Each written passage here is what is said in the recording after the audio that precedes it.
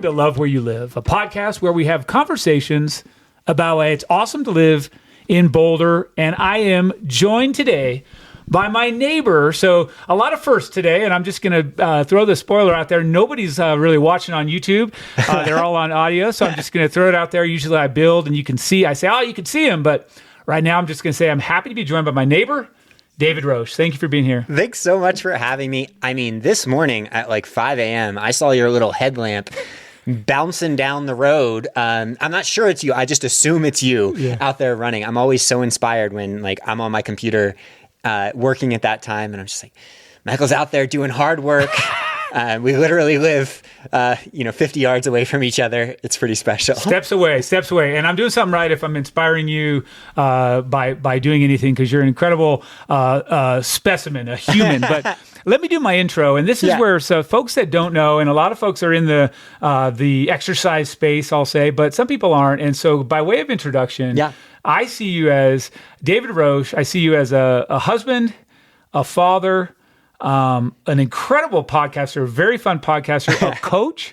Let me think through some of an athlete. I don't like to lead with that, but we'll get there. An incredible athlete. Also, an author in the past. I think at one time a lawyer, if I know correctly, but a lot of things. Does that sum it up fairly well? Yeah, that sums it up pretty well. I'm trying to think of like what else we can throw into the bucket. You see me like trying to parent out your window sometimes when our little toddler is out there freaking out outside your door. So trying to do it all. Well, Father, I lead with that. You're a family guy. Like I see you out in the wild, and I think that, like all of us as parents and people in general are just doing our best, but certainly in the world of parenthood, it's the only thing you're allowed to do with really zero training. Like it's so true. Up to speed at an elite level with no training. Yeah, I mean, I think the better thing is like no one's judging you, so you can just say you're elite. That's true too. Basically with parenting, like I know it's not okay to say that like, oh, having a dog kind of prepares you for it, but I think it does in the sense of, granted, you don't have to breastfeed a dog, but I mean, you could if you want. I'm sure it's been done. You could get creative. No, but I think coaching maybe prepares you a little bit for it in the sense of people gravitate towards love and support, and stress is so negative for our growth in so many ways. Yes. Like there's all of these like people out there that will say, you want to grow through the fire and all that. It's like, no, we grow with love, Yeah. And so with parenting, I mean, I think there's a lot of different ways you can do anything like that. Just like there's a lot of different ways you can coach, but at the background, it's just love. And so 100%. Our approach is like when Leo was nonverbal as a little kid, we probably told him we love him 1,000 times a day. Yeah. And I have been inadequate in so many ways as a parent in terms of not knowing how to do anything, right? Because like you're starting fresh and we're about to have another one and I totally forgot everything I learned. So I'm getting ready for that again. But the one thing we're going to do with the next one too is like if you say I love you to anyone 1,000 times a day, whether or just like they know that if you affirm that as a coach, as in business, anything, like if that genuine care is there, I think it gets you 95% of the way there. And then the other 5%, you can learn it. You can learn it and just by showing up. But I think everyone can commit to love.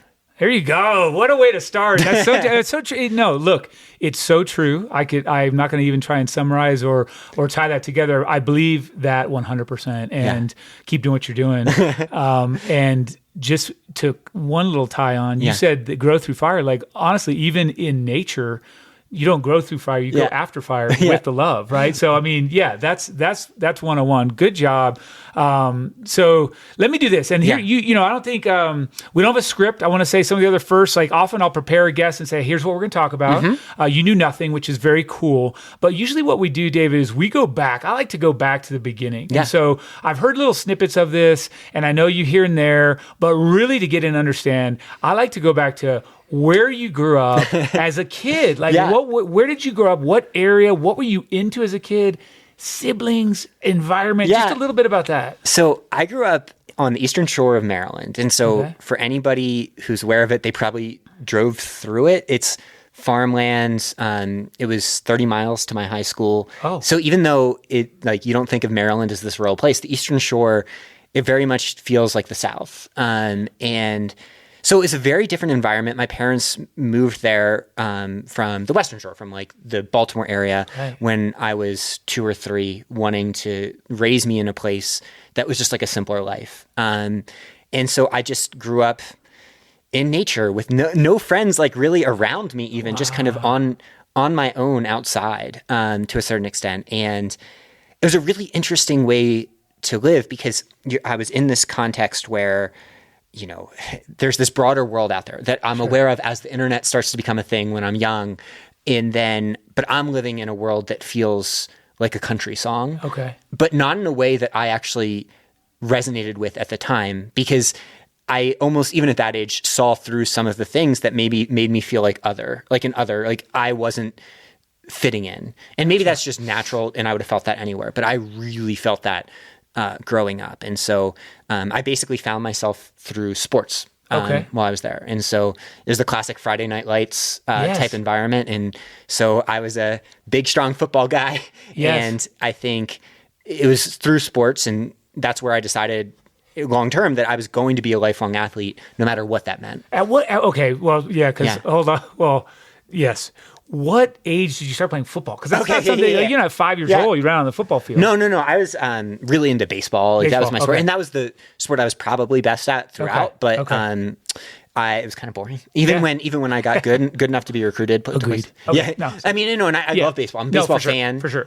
But to dedicate your life to something, I remember being in the outfield, just like, oh my gosh, I don't know if I could do this forever. And so I, my freshman year of high school, decided, oh man, I don't know what I'm going to do right now. Like maybe I'll run or something. And then I went out for the first day of cross country practice, but I was like a bigger guy, and I was like, oh, this is hard. And then I saw the football team and I was like, that looks like more fun. And so I had never played before, but I was always a sports fan. Went over, started playing, and we were in a good football school. I think, eventually, I think we went 1-11 my freshman or sophomore year, but then by my junior, senior year, we went to the state semis and became this powerhouse team. And so it was an interesting transition to be there almost as you see, the culture shift that you can be a part of in these types of smaller communities, cool. That even if I didn't resonate necessarily with everything with where I grew up, on this one team, maybe we can create a culture of, love, even though football is not love manifested. Even back then I was thinking, all right, if everything needs to change from where it was, how can we do that? And so, I mean, it's weird to think about now when I'm sitting here as a long distance runner, but I was I posted photos yesterday, actually. I know, I saw it. And I mean, I don't want to put exact numbers on it, but I was I will. I was 60 pounds heavier, and I could bench press probably triple what I can now. Well, hold on. Let's call it out. Your post said 12 reps of 225 pounds. Yeah, you got to. That's two plates on each side, folks. Four 45ers. 12 times. That's huge. I wonder if I could do 125 once right now. I don't know. One on each side. That's even less than that. It's you're saying 125. Oh, 125. 125 pounds. Yeah, 135 pounds. Okay. I don't know if I could. I don't think I could do once. We'll go after this. We'll go out to garage. I got a little setup. We'll pop those on and get you sore. Actually, might be kind of funny. It might be worth a try. But yeah, no. So it was just a really. It was, I did that, and then the culture shock for me was going from the Eastern Shore of Maryland to college in New York City, where I was going to go play football. Right. At Columbia, and. I mean, it's just a totally different world. It's the exact opposite of where I was. Yeah. And I think those two polar opposites helped me understand what was important to me. And so after college there, which I didn't necessarily love living in New York, though I respect the city, I was just I want to get to a place that there feels like there's nature around you, that feels like you're not lonely in a sea of millions of people. That's what I was looking for with the next steps. And I was just excited to get out of New York City. Well, yeah. I mean, especially growing up. So you're kind of Eastern Shore. That's Cambridge, right? Down south. How are you? Yeah. Cambridge was one of the teams we played. So we were in Queen Anne's County High School. Yeah. So a little bit north of that. Okay. And it's a cool spot. Yeah. Cool spot. I went back. I've gone back a few times. When I first met Megan, my wife, we went there, and I just wanted to give her like a cultural experience because I think people have trouble understanding. We went to the local store, which is like 6 miles away, a little corner store, and they were selling cigarettes by the single cigarette, which I don't even know if that's legal. I don't think it is. I don't think so. But I just wanted her to understand like that I wasn't lying about the experience and what formed me. And thus that would explain why I wasn't able to understand which fork you should use at dinner when you're with more formal families. Like she needed to get that I wasn't doing it intentionally. My experience was a little different. I'll just have the one Marlboro Red, please. Yeah, exactly. Okay. Salad fork. No, that's so good. Wow. Okay. All right. So, and in New York City, you get to New York City? You're going to play football. You're 60 pounds heavier. Yeah. And what are you studying up there? What brings you into that zone? I wasn't sure exactly. Yeah. I mean, again, like where I don't know if anyone from my high school had gone to one of these schools, Okay. So it was like I had no idea. I had no exposure to any of this. I mean, even with where I grew up, thankfully my mom was a teacher. Okay. And so she taught me outside of the school system. Yeah. And so when I was in high school, I largely did like self-study classes where they didn't have an AP government class. So I would just get a textbook and just, do the AP test or whatever. So it was just like a different context. So I didn't have like the intellectual or academic background to have any clue what I wanted to do. Yeah. And I had no worldly experience or understanding. I mean, there was like the diversity that there was, while there was racial diversity, there wasn't intellectual diversity of people thinking different ways. Like, there just wasn't that type of thing that you get when you go to a city, Understood. And that pushes you in ways that make you feel uncomfortable, but was also really good. And so I went some generic thing like political science, but I was thinking. Right. And then eventually I found that the environmental and like environmental sciences and the science end of it was where I gravitated towards, even though I didn't know that from high school because we didn't really have much science education. Gotcha. And so I found my way into that and then ended up like majoring in environmental science. And then when I went to law school, that was environmental law, and then also did a master's degree in environmental science down at Duke. So, it was a roundabout thing. It wasn't the plan by any means. It was just kind of being open to what actually seemed interesting. Good for you. But that's the best. I mean, I think that's that period of growth that necessarily you have to find yourself. Yeah. And that you did is pretty cool that you found that area. But I didn't necessarily enjoy it. Like when I was in college, like that period of growth, like it's painful. I was lonely. Like I am not necessarily like socializing, all of that stuff didn't come naturally to me in that setting. And because I went to play football and then quit the football team, and that was after everyone had set off and made their little social groups that happened early on. Gotcha. It just felt a little bit unmoored. And thankfully, like endurance sports came in. So I started cycling because I had grown up watching the Tour de France, and it's like, oh, well, I need a lifelong sport. Right. Maybe this could be something. And so I found like the cycling team, and through that found a few friends. And but that whole process was essentially being like, this is going to be a long and hard 4 years of just feeling lonely in a sea of 8 million people, which is how a lot of people feel in New York City, right? That's a cliche way to feel in New York City, where, you're listening to some emo music and, it's raining and you're like on the subway or whatever. But like it made me tough in the same way that 2-a-days in football made me tough. Yeah. There's that old speech that says, move to New York City once, but move before it makes you hard. Yeah. Right. So you get hard, but not like, it makes you tough. You want to be tough, but not hardened. Yeah. I think exactly. Is the difference. I think it was essential because I was naive in ways that, aren't rewarded by the world. And especially when you are trying to lead with love. Like, I had there's this thing within me that does, like, I see the complexities of the world and the nastiness of it and all of that. And I want to try to, be a source of light and joy for people in the face of that. New York City taught me that those types of things need to have more boundaries than I was willing to put up.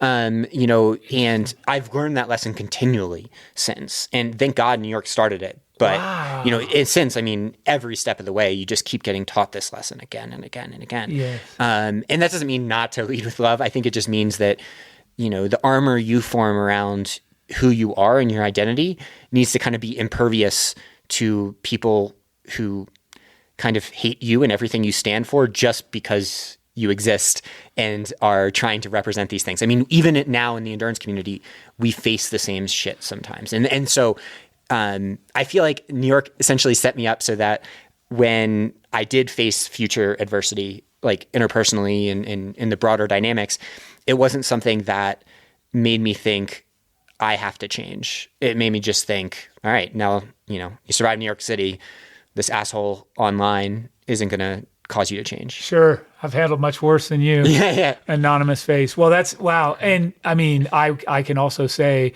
in my daily experience with you, every time I see you do very clearly lead with love. And that hasn't been stamped out. And I think it's important you keep doing that because I talk about this a lot. Yeah.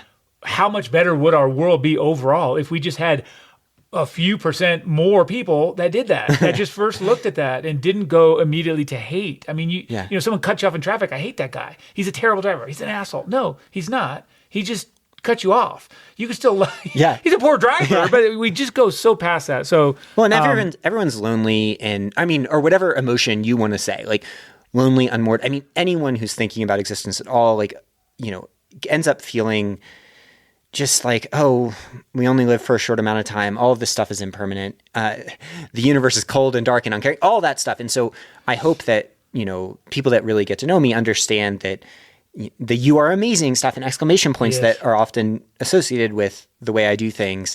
It comes from a place of like, hey, we're all dying and this kind of sucks sometimes. And I understand you feel that too, or you might feel that. And if you do, we're in it together. And like that to me, like we're in it together is the basis of it. There you go.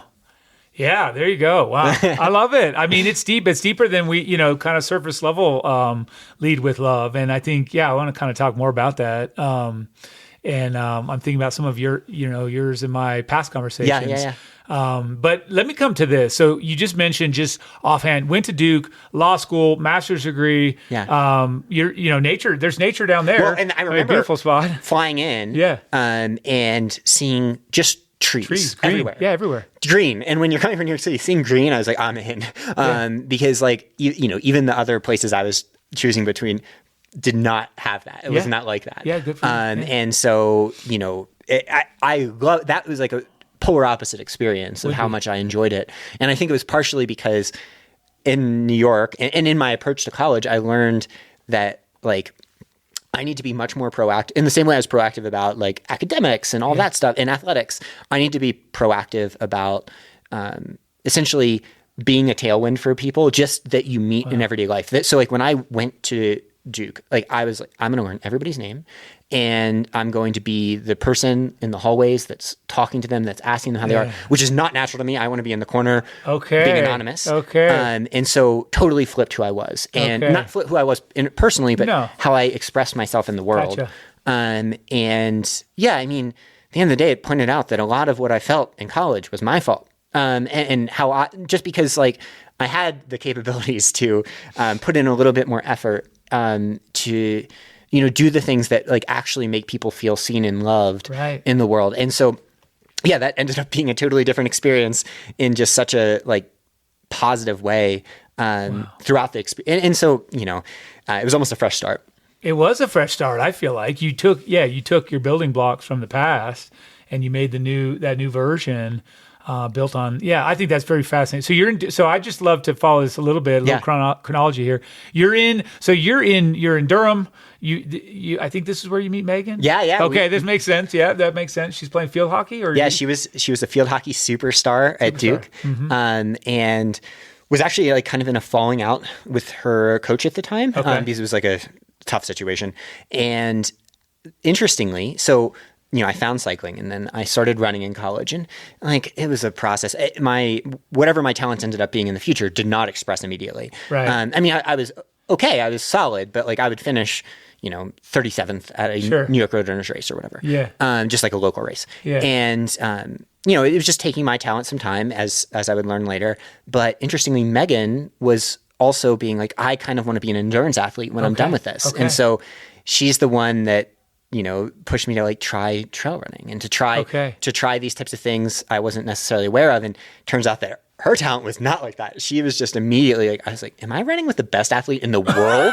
This like field hockey player that's just like bouncing up these hills. Yeah. So like it just gave me validation that the path I was on was one that was worth like continuing to pursue and care about a lot, right? Because like you're working all of these hours, and I was doing 2 degrees over the same amount of time that most people do just the one. And I, so like you're busy, and like at the same time, Megan's little life tailwind was like, I should care about this endurance athletic stuff that also gives me purpose and meaning. Right. And so, after everything that's happened since, I got a message from somebody, one of my best friends in law school. And he's like, I see a lot of narratives online that where did this come from?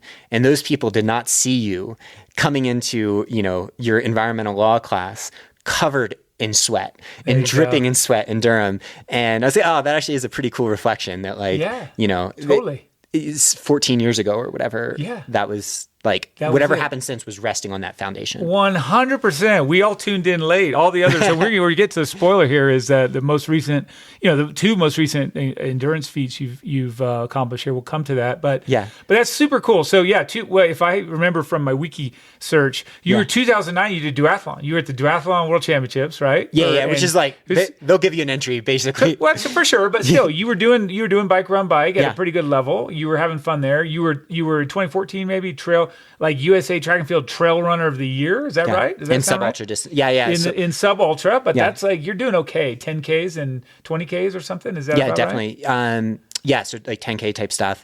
That was 10 years. That was 10 years ago. No, that was 10 years ago. So you were starting to express a little bit of that. I guess the idea being like from 2006 when I started endurance sports to 2010 when I met Megan and went down to law school. I didn't really know exactly where it was going to lead. And then over the next 2 years, it seemed like it was about 5 years of that is what it took for my body to start to kind of find its path. Gotcha. And then running started to get a little easier and I was able to absorb more. And like the whole process started to click into place. And I think a lot of it ends up, if you just look at the timeline, coming down to when I met Megan. Yeah. Physiological adaptations take some time too, but meeting someone that like all the ways in which I knew I was weird and the world had been telling me I was weird. Megan's like, I love that weird. That's so good. I think that ended up being, the ultimate life tailwind. And what I hope to do for people now is not to say, oh, you're awesome in a generic way, but it's to say, I see you. I see the ways in which you might be insecure, and that's what I love about you. And like, let's bring that out more. How big is that? That's huge. I mean, you found your person that saw you almost before you did, right? Oh, for sure. Yeah, and help that whatever I was evolve. Yes, and bring out the parts of me that maybe were just like little flickers. Yes, and like fan that flame. Yes, it's so cool. And I think that's what we're all doing is like try to fan the flames that we want to see in the world. Yes, and I was just always unsure if those were the flames that like the world wanted to see of me, and I was so like self-conscious that like I cared, and what I've learned is the less I care about like what the world wants to see, and more about like how I want my day-to-day life to be structured, like what is a good day for me, then all of that other stuff falls into place. That's right. 100%. Good man. Okay, so here's the cool thing. Folks that are just kind of like, what are they even talking about? I want you guys to know these two a little bit better. You got to go check out their podcast and their company is called Swap. Some work, all play. I love that, Swap. But check that out because you can listen to a couple conversations. I think in a snap of the fingers, aside from this one you're hearing now, you're going to get to know these guys and see how much they love each other, the dynamic. You guys were made for one another. And that's so clear to me. This conversation's, kind of enforcing that. Yeah. But in that dynamic where they run this podcast, you guys got to check it out. Just a little, I'm just detouring there.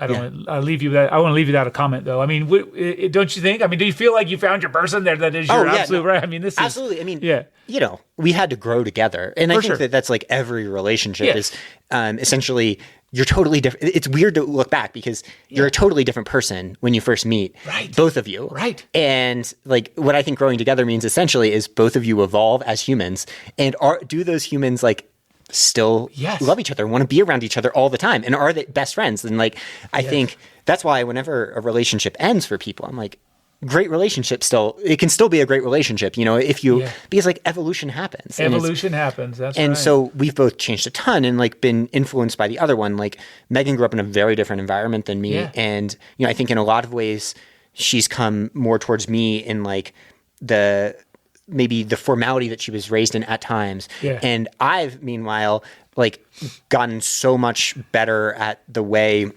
like I essentially move through the world without being a total fucking mess. Yes. So, hopefully what we can do is bring out the best in each other while we evolve. For sure. But yeah, I mean, I always am cool. like, I always want to be careful because I feel like stories that are true love stories are almost always like, if they were told in a, romantic comedy in a more honest way, it'd be like, oh yeah, they scream at each other periodically, and stuff like that. So, but I think that just like everything else, the growth happens after whatever the fires are. Yes, that's it. Back to that. I know. And so it's so good. No, I totally agree with with the summary, and I think it just makes me smile because I'm still just getting to know both of you guys, which is fun. And I do want to comment that I think probably now what you're saying is which one's a salad fork and which one's the not really, maybe not. But that's not who she is at all. It's just different. Like no, totally. I think the point is anyone.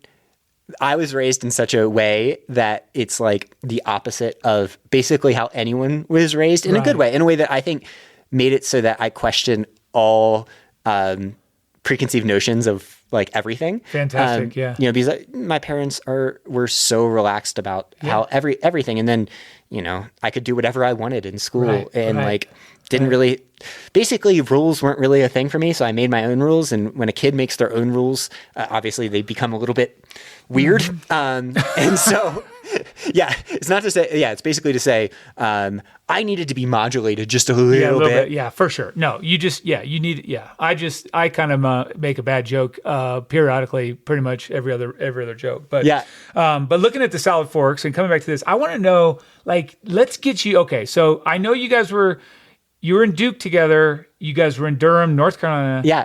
California, I think, came into the radar. Yeah. And I want you to get me from California to why the heck you live here in my neighborhood in Boulder. Okay. How'd that happen? So I'll tell it quick. So Megan got into med school at Stanford. Naturally. Of course. And she's the smartest person I've ever met, by far. Me too. And I went and did a fellowship in DC at a nonprofit. So we spent a little bit of time apart. That's also when we got engaged. And I was not, this was like, nonprofit doesn't necessarily pay particularly well. And so I was just basically like, look, guys, this is before remote work was really a thing. It's like, I'm going to California at the end of, as soon as possible, no matter what. Gotcha.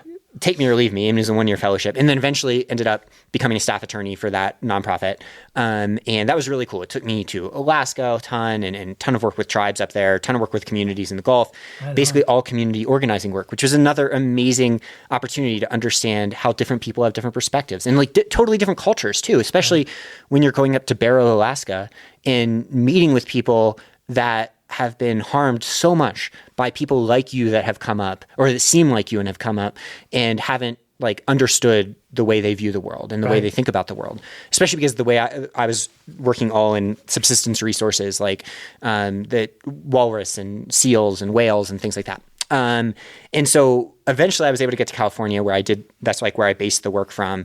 And Megan went through med school, and long term, when she was in med school, she basically had to work a ton, right? And my job when I wasn't traveling was 9 to 5.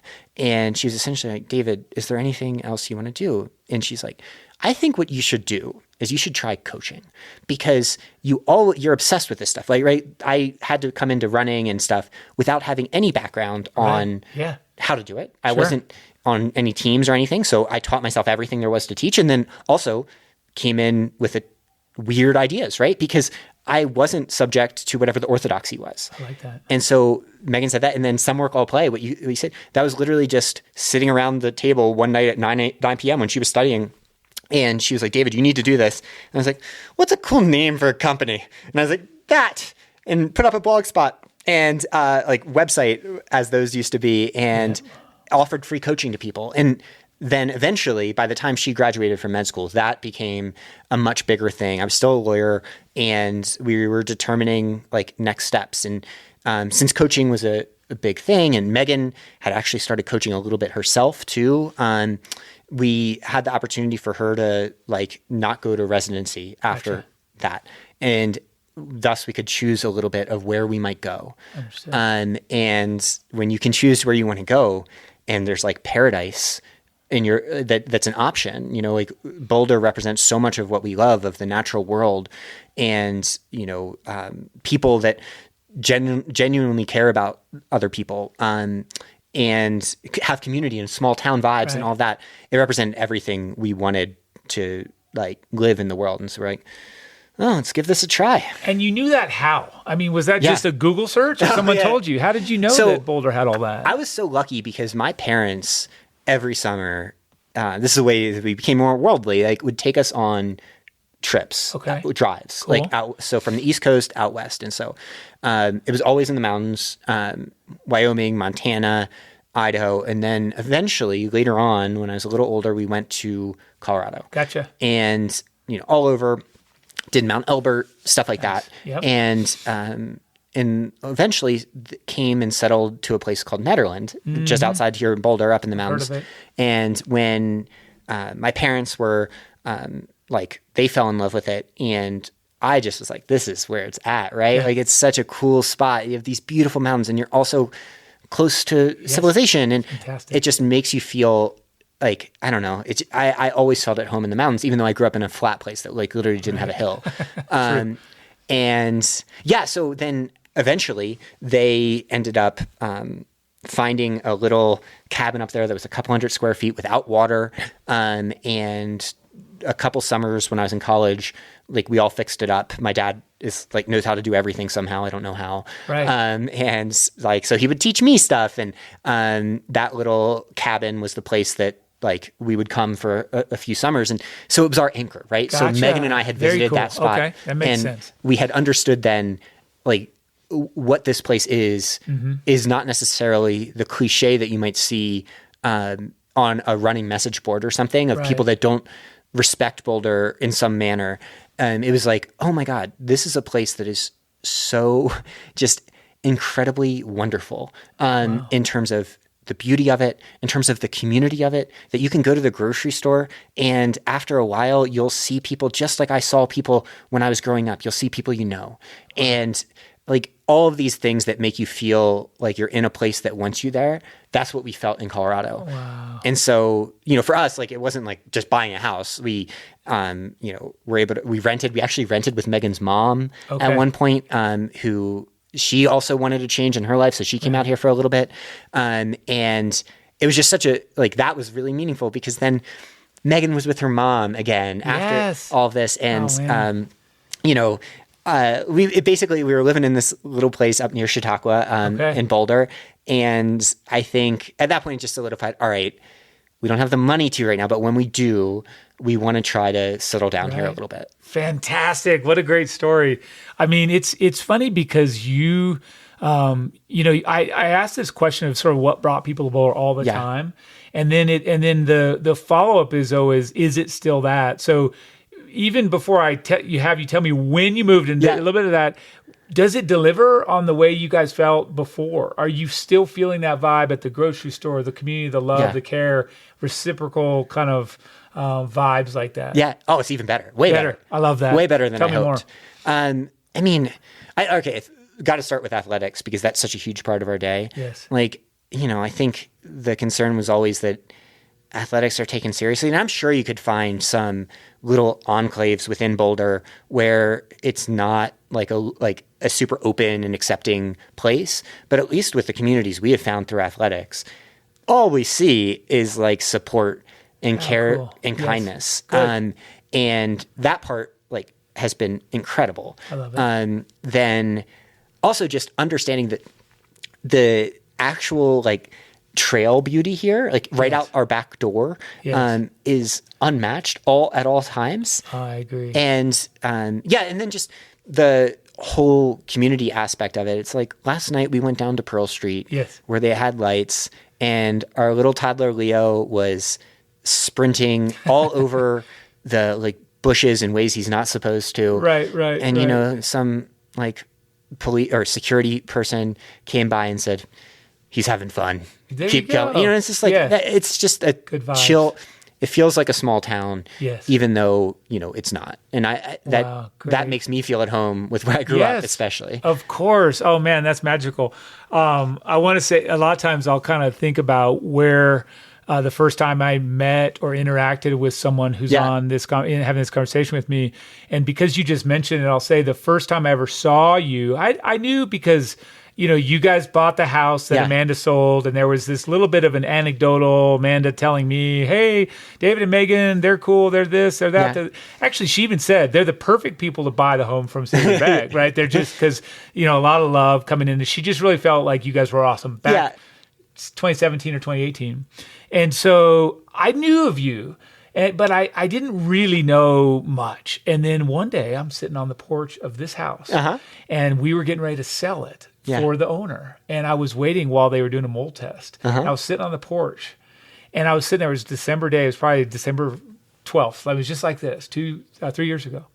And I was like, gosh, what a spot. Like I've been looking for a property like this and what an incredible day. It's beautiful. It's warm. I'm on this porch waiting. And then I just see you run right from your house, straight past my house, straight into the trail. And I didn't even know that trail was there. Oh, yeah. I did not even know. I knew the trails were behind us. Yeah. But I had no idea. And I thought, and that was in Manhattan, like when I watched you run by, and I was like, oh, that's David. That's the guy. That's definitely the guy Amanda told me about. And then I was like, oh my God, I have to live here. Right. And that was just, anyway, that was my first encounter with you. And then we moved in and I really got to know you. But I just want to share that because you were sort of the one that drew me to this little aspect of a place I know very well and the trails I know very well. So anyway, thank you. No, that's wild to me. Thank you. And I mean, because I reflect on, Michael Lovato and Amanda Lovato, when I was doing duathlons and I was learning about all of this, I worshiped you guys. Wow. You're amongst the people that I looked up to so much of just reading, because I was reading everything there was to read on those aughts internet of like Slow Twitch and all these places. And so I was just a fan. Oh, well, thank you. And so it points out one of the cool things about Boulder is like, your heroes become your friends if you're into this sort of thing. Yes. For me, that was kind of like a through the looking glass moment when even we considered the house we ended up purchasing and it was out of our price range. And Megan called up Amanda actually. And the reason that she called it up is that in the listing of the house, it had the downstairs, what we call the pain cave of the exercise room, and had it like, on the Zillow listing. And then it also had signs that said believe back way before Ted Lasso, because this was Siri Lindley's house, who's like a famous triathlon coach who I also looked up to and famous triathlete. And it just felt like destiny. That's it. Oh my gosh. And I mean, to point out how Boulder is, I mean, I don't know, I assume we can talk about this, but so it was out of our price range for what we were approved for and all that. And we just told Siri like what our price range was. And Siri could have gotten more guaranteed, but Siri's like, look, you're who I want to carry on this legacy to Megan. And, and it points out that's Boulder though. Like that's so underscores the experience. It's like, that basically like, what Siri is to me is also what Boulder is. And, for those that don't know, Siri Lindley is like the ultimate source of light in the world. Like she's like that personified in a human. And what I think is so cool is that in being that person, she's also then become, one of the best athletes and now one of the best coaches in the world. So it just points out how like it is shared and spread and uplifted here. Agreed. 100%. Yep. So good. And thanks for sharing that because it's super cool to have these little moments where we kind of come full circle like this. And as we're there, we're talking about athletics. I want to kind of get to why I know why, I know when you're starting to just grow. And I want to go ahead and give the spoiler now. Again, not everyone that listens to me knows ultra running, but David did something really impressive back in August. He broke a 19-year course record at the Leadville Trail 100. You did this. You broke Matt Carpenter's record. The number is, I think, 15 hours, 26 minutes, and 34 seconds. Whoa. Is that right? You nailed it. So you probably are like, because if someone doesn't mention the 34 seconds, you got to at least share that, right? So you broke this record. It was your first 100-miler. Yeah. And it was huge. I watched you. I wasn't surprised. I was actually zero surprised. I was looking at the thing and I was like watching Megan's updates. He's throwing up. He's doing this. He's going to win it. He's going to kill it. I thought you finished in 12 hours actually because that was. But anyway, the point is I watched that I saw you train. I kind of had a hunch. Yeah. And I don't really know much, but I was like, oh, this guy's good. And I think a lot of it is what you just said. You approach athletics from a different angle. Really, you do. You approach it from the belief, which I think is huge. Yeah. That you put in the work. Come on, you put in every brick in, every ounce of your your energy goes into it. But you went into it believing and with love, like saying, look, I'm going to just give everything. I'm going to take a shot. Yeah. And if I fail, I'll put myself out there.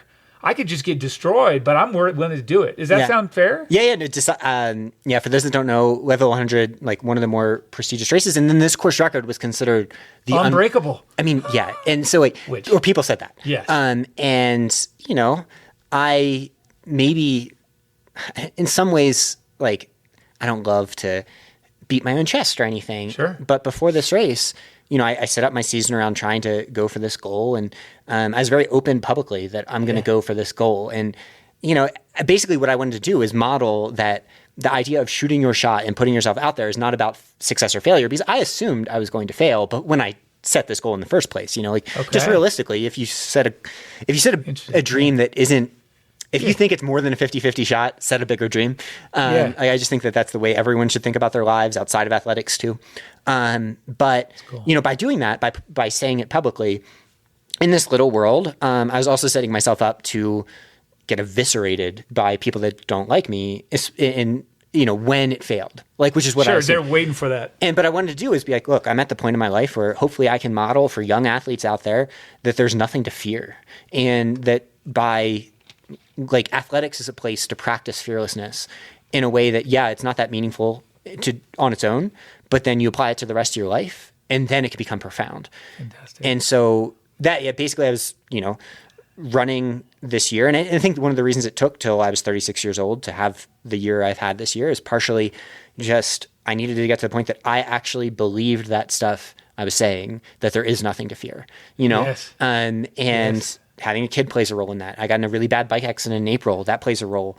And then dealt with a lot of bullshit online this year, and that played a role too. Essentially just over time, shedding off all of the F's I had to give about things that didn't matter. And, what you come to whenever anyone goes through the fires of whatever those things are, is that on the other end, love is waiting for you. There you go. Powerful. Not to define yourself by the fears of something going wrong, because if something goes wrong, love is still waiting for you. There you go. And wow. And I mean, there's other things that you had COVID and you had everything that hit you even right up to the year was wild. Before the race. Yeah, it's wild. But you know what's neat too, and I think I follow your Instagram and your Strava kind of, and Megan's, and tell me if I'm wrong. Did you post something that really, I hope you said this, that was saying that you were out there and you were realizing at some point, either you or Megan shared this, that in the end, you were realizing that not just with Megan, but with Leo, it's he's not going to care if you break this record and succeed or win or lose, right? Did we have that conversation? I think you mentioned that where you just had this moment of it doesn't actually matter because my son's going to love me the same no matter what. And for me, it's broader than that. I mean, I think that it's everybody that matters. Well, right? that's true. That realization was important, is that denominator doesn't need to be everyone.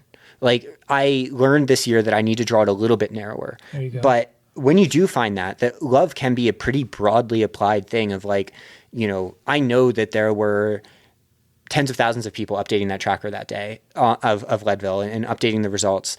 And of those, there were so many people who love me, even if they've never met me, who love me. Yeah, for sure. And cheering me on, and would have been there when I share my story of failure, saying how proud they are of me. Yeah. Then there's also a few thousand that probably wish me to be dead. And that's okay. Strange. But and I don't love them. They deserve love, even if I'm not the one giving it to them. There you go. Well said. And that just understanding that sports as a metaphor is not about I think the really overwrought metaphors of toughness and all that stuff. For me, it's just about, it's that it is silly. Life is impermanent. Right. And that's why it's so beautiful. And that's why you can give your all to something, even knowing those things. That's awesome. I didn't cut you off, did I? That's. Oh no, that was perfect. No, that's awesome. I mean, I think that's I think you're spot on. I think when people, when people say, hey, and I even led with this, like you did this incredible record. You broke this record solid too. Like you didn't break it by 30 seconds. Yeah. You busted this record, but the inspirational thing is what you just said. It's not, because to me, I've seen a lot of greatness in sports. We all have probably. Definitely have. Endurance sports, trail running, triathlon, all of it. But the inspirational thing is what you just said, is that part of it. And I really do love that. I think that's where the light should shine on that element. My hope is that, like, I mean, I've never identified with the freakish superstars. Right. I think I hear those stories of the champions, of the Jim Walmsleys and Courtney DeWalters, two people I love personally, but I do not identify with them. Right. Like the toughness, the desire to beat others. In Jim's case, maybe like he's very competitive. In Courtney's case, the embrace and love of this deep pain cave. Yeah. Like in a specific way, like none of that really appeals to me, nor does the like be tough, like David Goggins. So like, that's not who I am. Like I've always identified more with the people that are going out on 3-mile runs here around the Boulder Res at 12 or 13 minute pace and are like having trouble getting out the door and questioning themselves and all that. And so, I mean, I hope, like for the people that follow this world, what I hope they do is like by seeing that they're not inspired to get as fast as they can, though that's a cool pursuit in and of itself. They're inspired to just bet on themselves. There you go. In some way that does feel unachievable to them. Because like if you had held a gun to my head last January when I registered for the 50 miler at Leadville, which I had to do to get into the 100, like I didn't get any special treatment for this. I would have probably said 1% chance of this big goal happening, probably maybe even less, like if it was truly estimating. So like, by the time I got there, maybe it was higher, but how much of that was gaslighting myself? I don't know. But the point just being like, the reason I grew a lot this year was because I really lived by the shoot your shot principles that I've always ascribed to. And it's why, like, I don't know, in everything in life, I feel like, the stories of success end up getting told a lot, but I think it's the stories of the shots that didn't go in that are basically what forms the foundation of every single success we ever see publicly. Completely true. Yes, that's the mic drop right there. And so, with that, as we kind of take a step back from Leadville and from the running, and just maybe I'm going to dive off of the block that you said, the person running around Eagle Trail doing the 3 miles. Folks, if you're ever in this area, Boulder Valley Ranch, Eagle Trail, Cobalt Trail, any of those, one day you're going to have David go by, and David is the guy that says, when you run by the other way, no matter who you are, he says you're amazing. He'll tell you you're amazing. He'll say that to you. And folks, I think people have even said, hey, that's the guy that says you're amazing. You're known as that. And it's not it's genuine. And I think that's really important. So folks, look for him out there, because one day you're gonna get that you're amazing. What started that anyway? We're out there experiencing life, and it's like, it's all the things I said about law school, where I decided to be like, oh, well, what happens if you actually tell people how you feel? And I'm so impressed by anybody who's out there doing something they don't have to do. And in the same way that, like, I don't know, I feel like we wait. So there's the idea that, what if you died tomorrow and tell people how you feel? It's like, oh, and then we always draw that to our family, and it's like, yes, that's for important. Sure. Mm-hmm. But like much more for me, and like how it changes my day-to-day life, is like, tell people who you're just interacting with in a fleeting way, who you might never see again. For sure. When you really love or respect something they're doing, so I do that. But then also I send probably 20 messages a day when I'm really impressed by something someone does.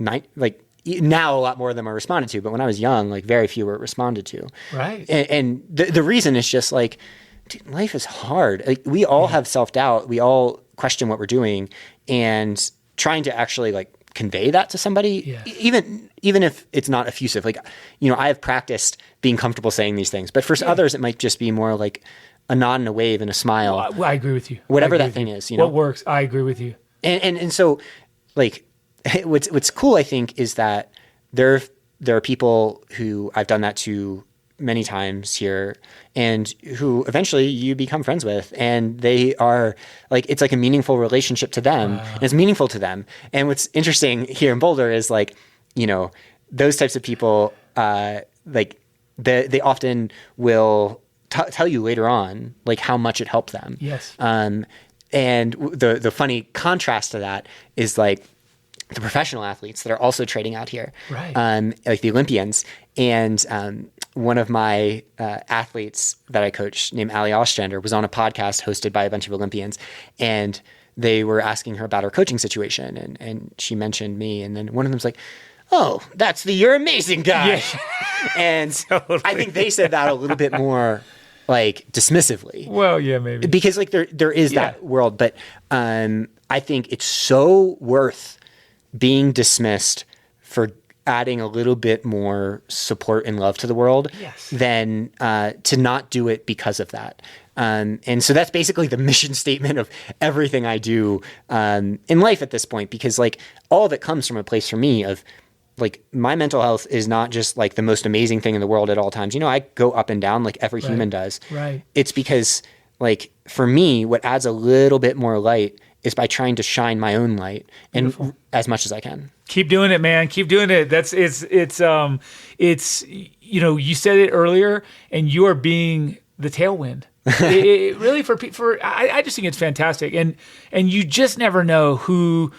I don't know. There's just so much there, but you never know the friendship that you may form, like you said, or the person that was just about to quit running or about to just give up, leave town, quit a job, break up, something. There's so many struggles that we all have, and you never know. Yeah. And when you get that moment when it's I think you can feel the positivity, the genuine aspect of that positivity. But that's so important to share, and you're keeping that, and you get from that as well. Oh, for sure. But they get from that. Yeah. So I think that's awesome. But it's definitely more accepted in Boulder than New York City. New York City. Yeah, because I was trying this in college. No, it wasn't working. Even back then. It takes a crowd for sure. A different audience, I should say. Yeah, like it's interesting. You know, at this point, like as a semi-public figure in this small world, you get so many messages, and sometimes the most meaningful ones to me are just from the people that like in the races, like in Leadville or in Javelina, which was the race after that. Yes. Where you know there's like comments left of people just being like, yeah, you know, like I saw one in particular that someone left a comment on a recent podcast I did of saying something like kind of mean about me, which is normal. Those don't affect me at all anymore. But someone responded and was like, look, I was at the Javelina 100 mile, which is the next race I did. He was at mile 97 while I was they were at mile like 50 something. Because it was like a loop course, and they're like, this is what he did for me at that point, where he's like, the guy was like, he saw me struggling, he put his hand on my shoulder, he told me I was amazing, he said that like he was inspired, like things like that, and it's like, so don't you dare talk about it. Oh yes, and I was like, that was just a cool moment, because it's super like cool. To me, I didn't even remember that interaction because I was in the pain cave so deeply, as Courtney talks about it. You were 3 miles from the finish. Yeah, exactly. And I just fallen. I was like dealing with cramps. But yeah, I mean, it just points out we're all in this together. If we call this like the uncertain process of life, you know, we're not all in this together if we talk about living in Boulder or, you know, some of the privileges that we have at this point of our lives or whatever mental health context individuals have. But we are all in this together when we think about that. We're all dying sooner rather than later, and people need love. There you go. Another mic drop moment. If I had an editor, I'd be asking for these clips. But, okay, let's do this. Let's have some fun. Let's talk a little bit about Boulder specifically and how you interact with Boulder. I love to do this, and I have a whole list I sometimes go through. But let's just say if you were to tell someone who's moving here, like Allie, she just moved here. You're telling someone like some pinpoints, like what you should know if you move to Boulder. What are the things that you wish you knew when you moved here? Just some of that stuff you can share with folks that maybe need to know it. Yeah, I mean, I think one, avoid the college around football games. Okay, You know, it is a college town, which I love. It adds like a youthful exuberance to the city. It does. That I think if it didn't have that, it would risk being almost like Vail or something. You know what I mean? Over time, like it's just it's helpful. Yeah. Then in terms of like get out to off the beaten path natural places. Okay. So, you know, I think everyone goes to places like Chautauqua. Yeah. But we have some spots where we go and we never see anybody. Can you share them without having everyone show up and meet you there? People can message me. Message. Okay. So you've got some proper secret nature spots. So to the point that someone messaged me and was like, we're going to get eloped in Boulder, where should we do it? We told them one of our secret spots, and they went, did their wedding ceremony with full wedding attire and officiant at the spot. And they said, no one there, which isn't to say like we love people being there, but you know, I think if you do like a TripAdvisor search of the places to go, sometimes you will find places that make it feel as if, you know, you're not necessarily, you lose sight of just how like wild it is just outside of town. Yes. Okay. So another, actually, maybe a town that the town would probably like this because of like tourism, but Jamestown, right, just outside Boulder, is magical. It is such a cool spot, and no one goes there.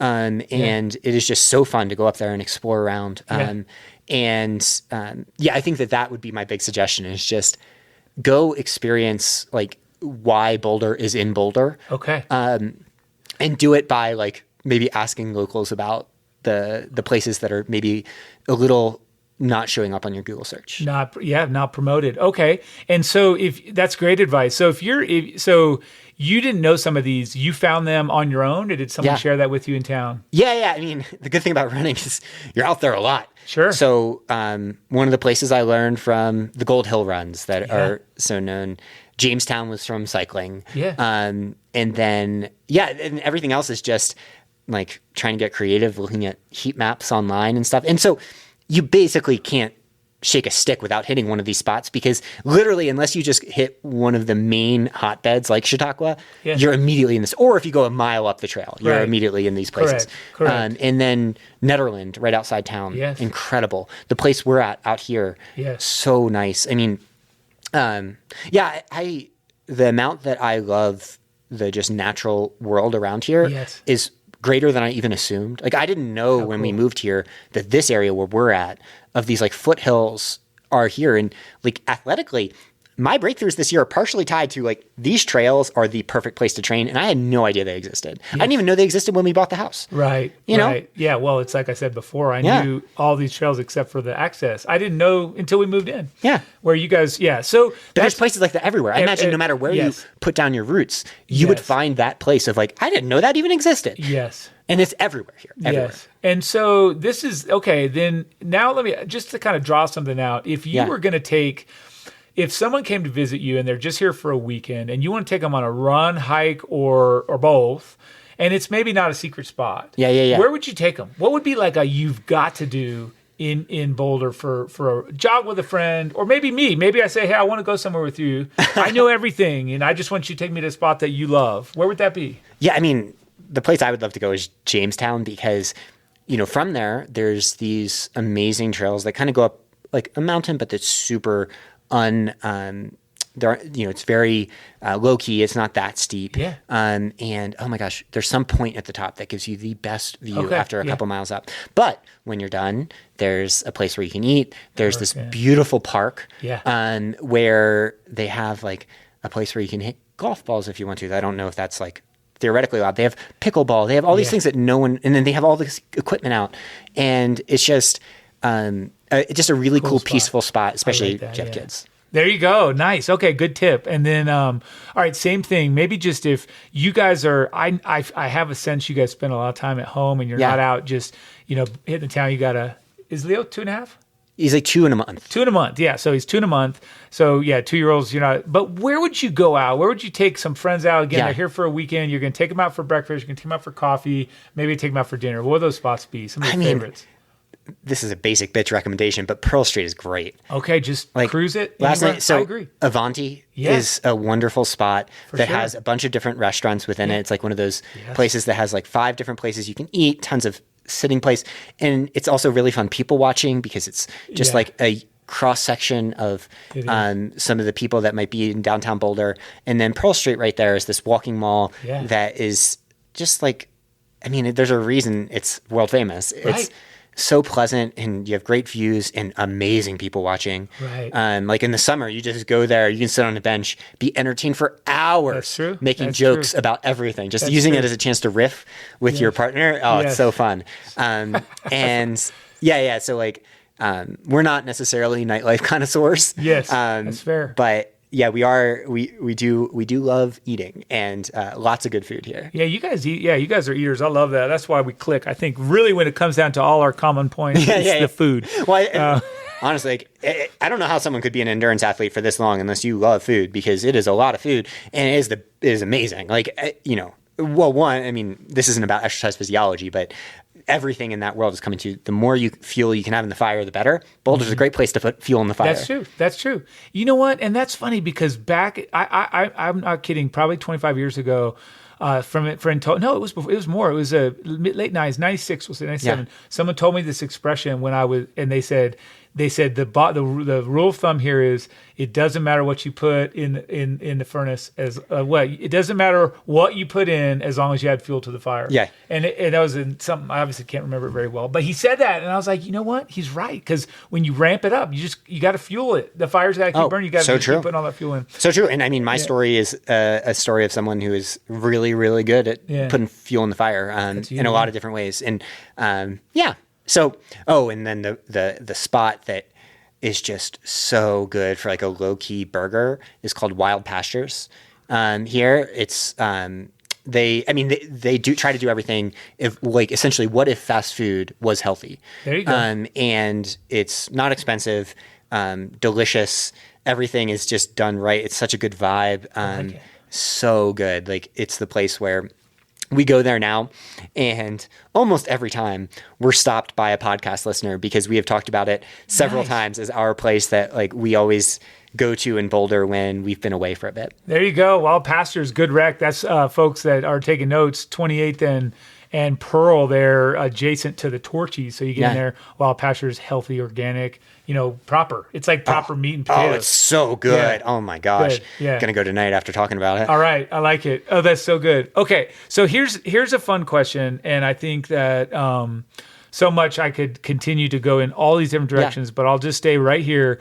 If you were going to tell me, and we haven't talked about kind of what you do a little bit, we did the coaching, the podcasting. Yeah. But what I want to have is I want to have a sample. So you get to plan the perfect day. And since we're December, maybe it's December, but if you would prefer it to be summer, your rules, pick a day and just walk us through Boulder County. Yeah. Anywhere in Boulder County, you could stray. But what it looks like, I'm trying to give you time, from waking till going back to bed. Like, how does it look? Who's with you? Where do you go? What happens for the ideal David Roche day? See, I think the reason that I've excelled as an endurance athlete is I love routine. I love it. I love the basic day. So my day would start at like 5 a.m., waking up, getting on the computer. I wake up to a ton of emails every day, especially after Leadville and Rich Roll podcast and stuff.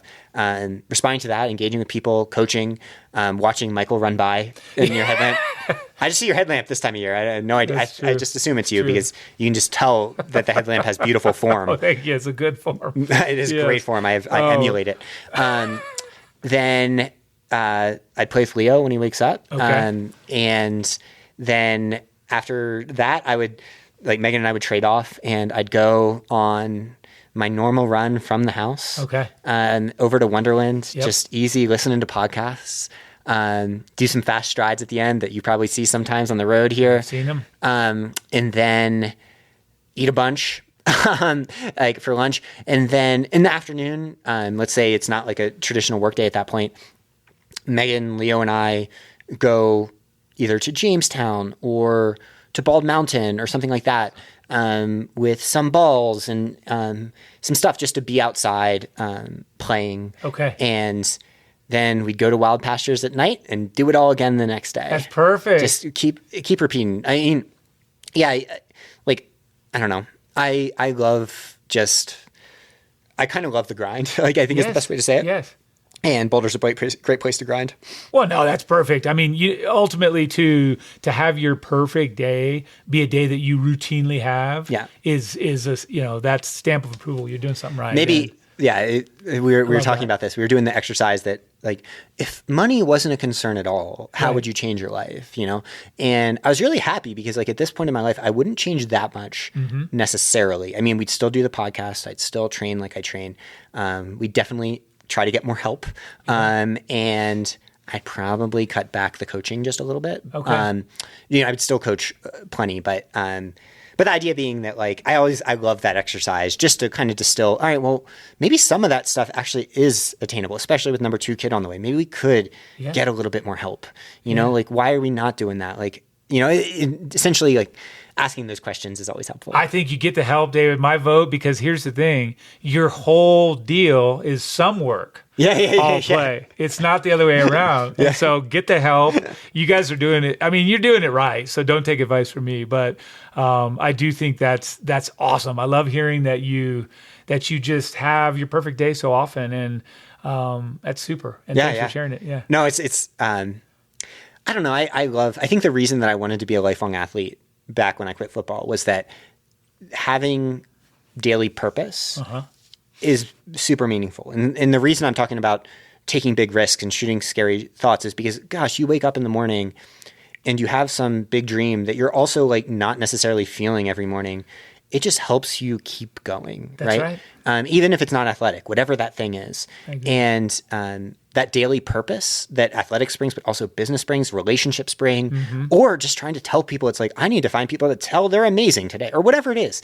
Like that background purpose, I think, pushes back against kind of the entropy of life becoming not just like mundane, because like my day that I described was mundane, but it's exciting to me. But more the entropy of, you know, that happens as we all age of like, oh, what is even the point of these things? Right. And so, yeah, I mean, I guess my entire life is structured around trying to find like big, scary dreams to chase. And then, you know, it's finding the magic in the mundane of chasing those dreams. Beautiful. Beautiful. I love it. So fun. So good. Yes. Well, wise words from David Roche. It's been a fun conversation, and I hope you've had fun as well. I think I mentioned at the outset, it's a treat for me to get a little bit of your backstory, right? And having sort of known you, but to get to know you a little bit better, it's just a pleasure. And we're going to have dinner. Yes. You and Amanda and Megan, and we'll bring the kids or let them play or. My God. We just look up to you so much. It is a through the looking glass moment to be like, you know, these people who I admired so much 20 years ago, or almost when I first became aware of endurance sports, are now our neighbors. Well, thanks. And friends. And so, you know, thank you. Like, you know, you embody so much of what I want to be in the world, as, you know, an athlete, a dad, professionally. And so, it is really motivating to have you living next door, because if I ever need a kick in the ass, I get to get one at 5 a.m. when I see that headlamp bouncing. Right. Okay, well, and it's good. You've given me ample reason to keep getting up every morning. Just extra. If I ever doubt I'm going to get up, I'll think, well, David needs to see my head torch. And now I'm realizing it's dark outside. Our light's on inside. I should probably be wearing pants. Yeah, don't worry. That's probably true. That's probably true. That's probably true. But hey, maybe it'll reduce property values just a little bit, and we'll make it so that the listeners can also move to our neighborhood. There you go. We're gonna make it even one more draw to our beautiful area. Yeah. So. Oh no, I was thinking the opposite. It would just help lower it, lower the prices just slightly, so that oh God, that would be pretty like a move in my personality. But no, there like you go. Kind of like how Siri took a little bit lower price. Oh, for sure. That's the pantsless tax. There you go, pantsless tax. Really, multiple mic drop moments, and certainly a pantsless tax. Best way to end it. Very good. Well, thank you so much, and I will encourage everyone here listening to do the same as I always do. And until our next episode, please go out there and do something that you love. Love you guys.